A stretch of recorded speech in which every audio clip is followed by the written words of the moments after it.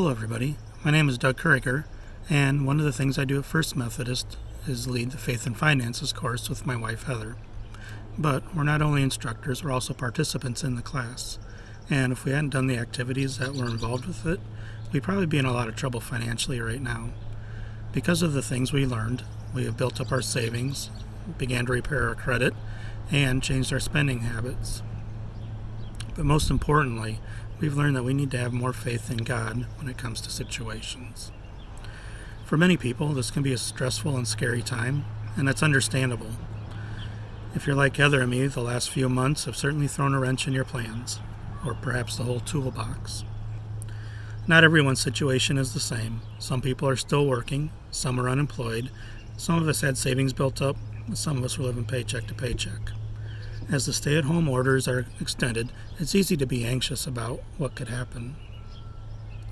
The most important thing to do right now is to remember that we're in God's hands. He loves us and He's in control.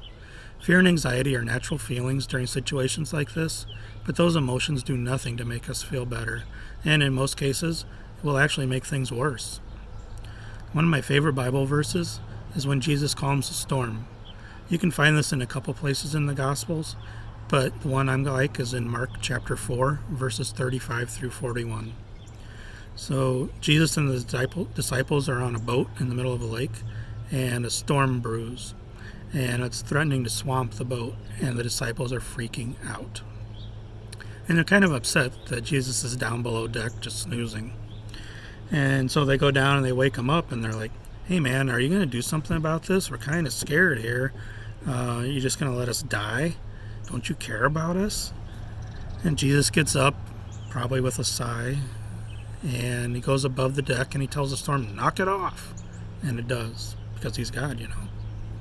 Then he turns to his disciples and he says, "Why did you think something was going to happen? Don't you trust me? Don't you have faith in me? I've got it under control. I won't let anything happen to you." Right now, we're those disciples in that storm, and we're scared. But we really have no reason, because all of this is in God's hands. However, that doesn't mean we don't have any responsibilities. That doesn't mean we can just sit around in our sweatpants all day, eating Doritos and binge watching Tiger King. There are things we can do for ourselves to help tame some of the chaos that's going on around us. The first step is to pray. Take your problem, your praises, and your questions to God in prayer. He's listening, and He wants to hear from you. As the hymn says, "Trust and obey, for there's no other way." I won't sing, you won't like that. I hope you join me for some upcoming videos where I'll give you some tips about meeting basic needs, paying bills, avoiding scams, and using your stimulus money wisely. Thank you, and God bless.